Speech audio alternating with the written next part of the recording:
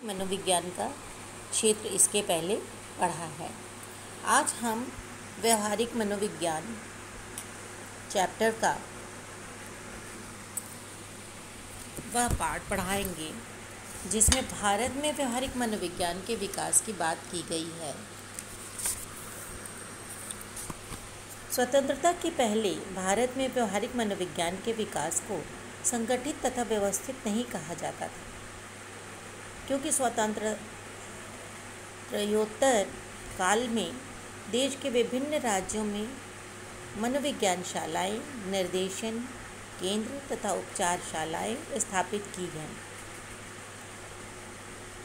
बुद्धि, अभिरुचि, अभियोगिता तथा व्यक्तित्व के मापन हेतु बहुत से परीक्षण तैयार किए गए तथा उनका प्रमाणीकरण भी हुआ। इसके पूर्व बच्चों किसी भी प्रकार का जो मनोविज्ञान में टेस्टिंग होती थी वो नहीं होती थी, लेकिन स्वतंत्रता के बाद ये सारी चीज़ें, सारी सुविधाएं हमारे मनोविज्ञान शालाओं ने तैयार किया, जिसमें कई प्रकार के टेस्टिंग तैयार किए, जिससे व्यक्ति के बुद्धि, उसकी अभिरुचि, उसकी योग्यता तथा उसके व्यक्तित्व का मापन किया जा सके और उसका जो परिणाम था उसका प्रमाणीकरण भी किया जा सके। इन परीक्षणों का प्रयोग शैक्षिक, व्यावसायिक तथा व्यक्तिक निर्देशन में किया गया है। व्यक्तिक मतलब होता है कि किसी भी व्यक्ति का, है ना, पहले उनके बारे में जान लिया जाए, फिर उसके बाद उनको निर्देशन दिया जाए, एडवाइस दिया जाए। सरकार द्वारा रोजगार कार्यालयों में व्यावसायिक निर्देशन विभाग भी स्थापित किए गए हैं। अपराधियों को पकड़ने तथा उनसे उनका अपराध स्वीकार कराने हेतु मनोवैज्ञानिक सिद्धांत तथा विधियां प्रयुक्त होने लगी हैं। विभिन्न उद्योग धंधों तथा कल कारखानों में कार्यरत कर्मचारियों की समस्याओं को मनोवैज्ञानिक तरीके से हल किया जाता है।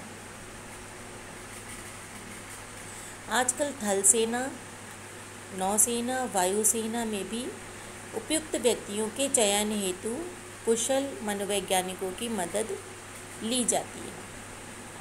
राष्ट्र के सम्मुख उपस्थित अनेकानेक धार्मिक, सामाजिक, आर्थिक, राजनैतिक तथा शैक्षणिक समस्याओं को हल करने के लिए सरकार द्वारा समय समय पर मनोवैज्ञानिकों का परामर्श लिया जाता है। संभवतः स्वतंत्रता प्राप्ति के बाद हमारे देश भारत में भी मनोविज्ञान का व्यवहारिक स्वरूप प्रकट हुआ, जिसका मुख्य लक्ष्य जन जीवन को श्रेष्ठता एवं कल्याण की ओर ले जाना है। बच्चों, मैंने प्रारंभ में ही बताया था कि प्रारंभ में लोग जो थे, किसी को भी अगर कोई समस्या होती थी तो उसको कहते थे कि कोई उसको भूत या प्रेत या कुछ इस तरह की आत्माएं आ करके उनके अंदर आ गई हैं और उनको रोगी करती हैं। लेकिन जैसे जैसे मनोविज्ञान का अध्ययन किया गया, क्योंकि मनोविज्ञान की उत्पत्ति तो दर्शन शास्त्र से हुई है बच्चों, ये याद रखिएगा कि मनोविज्ञान विषय की उत्पत्ति कहाँ से, कैसे हुई है, किस विषय से हुई है, तो आप लिखेंगे दर्शन शास्त्र से हुई है। और धीरे धीरे विश्व के अलग अलग भागों में मनोविज्ञान विषय की प्रयोगशालाएं स्थापित हुई। जब पहली प्रयोगशाला विलियम वुंट महोदय ने लिप्जिंग में स्थापित की थी, तो इन सब के साथ अध्ययन, पहले तो सैद्धांतिक अध्ययन हुआ, लेकिन सैद्धांतिक अध्ययन के बाद धीरे धीरे जो है उन सभी सिद्धांतों को मनोवैज्ञानिकों ने व्यवहार के रूप में स्थापित किया। तो सबसे इम्पॉर्टेंट बात यह है कि जितने भी सिद्धांतों का हम अध्ययन करते हैं उसको हम अपने व्यक्ति के व्यवहार में प्रयोग करते हैं। तो उसके लिए जितनी भी आगे उसकी क्रियाएं की गई, व्यवहारिक क्रियाएं हुई, उनको हम लोग व्यवहारिक मनोविज्ञान में पढ़ते हैं। तो उन मनोविज्ञानों का कहाँ कहाँ प्रयोग किया गया, व्यक्ति के दैनिक जीवन में, उनके पढ़ाई में, पठन पाठन में, शिक्षा में, नौकरियों में, सेना में, राजनीति में, ऑफिसेज में, दफ्तरों में, और धार्मिक, सामाजिक, आर्थिक, राजनैतिक, शैक्षणिक सभी क्षेत्रों में समस्याओं को हल करने के लिए, क्या यहाँ तक कि अपराधियों के ऊपर भी ये प्रयोग किया गया है। उनको सुधारने में किस तरह से उनके मस्तिष्क में से उन अपराधीकरण की प्रवृत्तियों को दूर करके उनको एक सामान्य नागरिक बनाया जाए, ये सारी बातें व्यवहार मनोविज्ञान ने किया। अब आगे वर्तमान भारत में व्यवहारिक मनोविज्ञान की आवश्यकता एवं महत्व।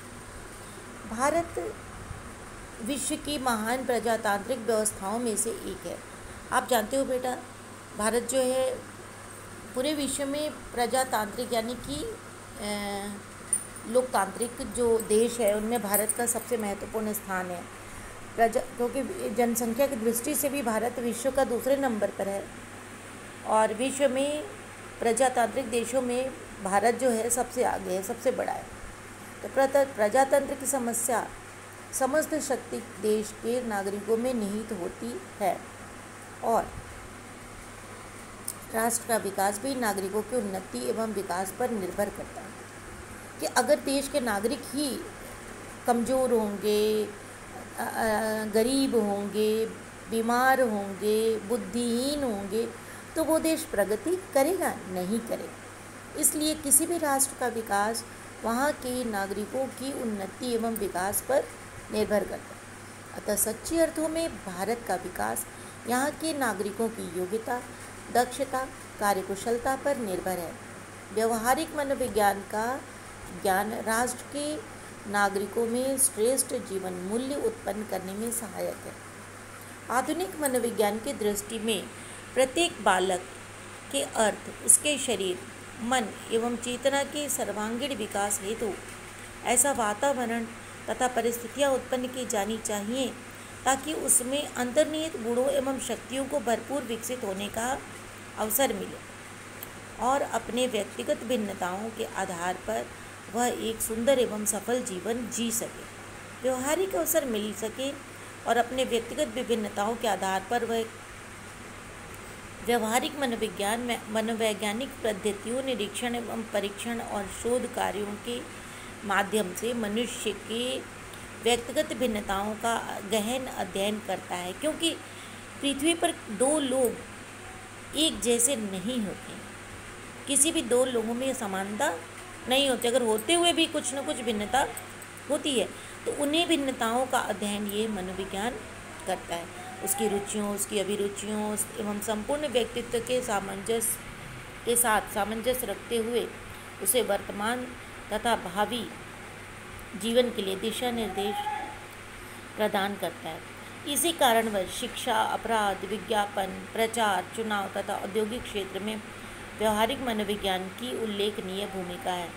आज भारत राष्ट्र के सम्मुख जीवन के प्रत्येक क्षेत्र से संबंधित अनेकानेक जटिल समस्याएं विद्यमान हैं।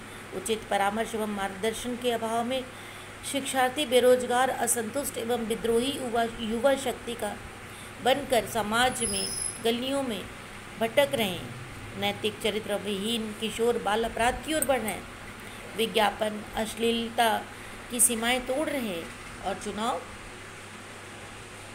जातीय सांप्रदायिक हिंसा से परिपूर्ण है। समाज विघटित होता जा रहा है। मनुष्य का मन तनावों से ग्रसित होकर छटपटा रहा है। जैसे व्यक्ति और समाज दोनों ही मानसिक रूप से अस्वस्थ हो चुके हैं। ऐसी परिस्थितियों में व्यवहारिक मनोविज्ञान के नियम एवं सिद्धांत इनका एक उचित और समाधान प्रस्तुत करते नजर आ रहे हैं। इसके अतिरिक्त जातिवाद, संप्रदायवाद, प्रांतवाद, भाषावाद, वैचारिक संकीर्णताएं एवं पूर्वाग्रह हमारे जीवन को विकृत बना रहे हैं, हमें रोगी कर दे रहे हैं। उद्योग धंधों के मालिक एवं मजदूर के संबंध में भीषण तनाव देखने में आता है, जिसके परिणाम स्वरूप जब तब हड़ताल एवं तालाबंदी होती रहती है। औद्योगिक संघर्ष में भ्रष्ट राजनीतिज्ञों की अवांछनीय रुचि तथा दखलंदाजी विषम परिस्थिति को विषाक्त बना देती है। इन सभी समस्याओं का एकमात्र उपाय व्यवहारिक मनोविज्ञान के अध्ययन में दृष्टिगोचर होता है। तो इन सब अध्ययन के बाद बच्चों ये बताया जा सकता है कि व्यवहारिक मनोविज्ञान की हमारे देश, हमारे समाज को हमारे राष्ट्र को अत्यधिक आवश्यकता है। भारत में इसका बहुत अधिक महत्व है। इससे हम अपने समस्याओं को, हर समस्या का समाधान निकाल सकते हैं। तो ये था बच्चों आपका ये पाठ, और इसमें आपके प्रश्न जो दिए हैं, हमने आपको कुछ बताया भी था। हर चैप्टर, हर वीडियो में पढ़ाते समय मैं क्वेश्चंस को बता दे रही हूँ कि आपको क्या पढ़ना है। इसमें देखिए, आप ध्यान से, मैं निशान लगा रही हूँ, आप लोग इसको देख लीजिएगा।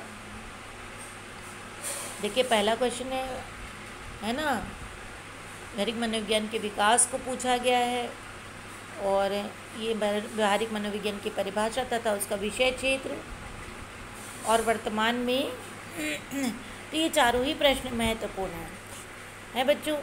लेकिन आपको इन चारों को अगर आप पढ़ लेते हैं तो मेरे ख्याल से तो पूरा चैप्टर ही हो जाएगा। और लघु, अति लघु क्वेश्चन जो है ये सब पढ़ लीजिए, परिभाषा, अर्थ, है ना, क्षेत्र, ये सब जो 4 पढ़ लेंगे तो उसी में से आपका लगभग सभी आ जाएगा।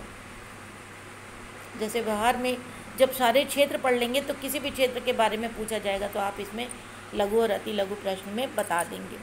तो बच्चों ये कर लीजिए आप लोग। इसमें आप करेंगे तो एक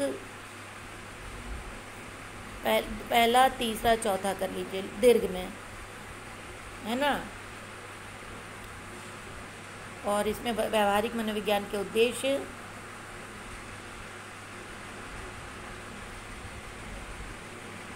बस ये सब तो ऊपर किया हुआ है। आप उसको शॉर्ट में करना चाहें, मतलब शॉर्ट में ऊपर वाले क्वेश्चन जब आएंगे तो लघु में आप लिख सकें, इस तरह से आप लोग तैयार कीजिए। लघु में कर लीजिए पहला, दूसरा, चौथा, तीसरा, पहला, दूसरा, तीसरा, चौथा और छठा, हैं, सभी कर लीजिए लघु में सारे क्वेश्चन, ठीक है। चलिए लघु और अति लघु सारी आप कर लीजिए, और जो मिलता जुलता हो 1-2 क्वेश्चन तो उसको आप कम भी कर सकते हैं, ठीक है बच्चों। तो ये था आपका ये पूरा एक्सरसाइज, ये सारे कर लीजिएगा। ये तो पूरा करना है आपको, ये पूरा करना है। ये सब शॉर्ट क्वेश्चंस हैं, ये आप, ये बहुविकल्पी प्रश्न है, ये सब करना है, ठीक है। तो ये आपका हो गया व्यवहारिक मनोविज्ञान के अर्थ, परिभाषा तथा क्षेत्र पाठ बच्चों। आगे दूसरा पाठ है जो शैक्षिक और व्यावसायिक निर्देशन है। ये बहुत ही लंबा भी है और बहुत इम्पॉर्टेंट है, तो इसके बाद हम उसको शुरू करने वाले हैं। थैंक यू बच्चों।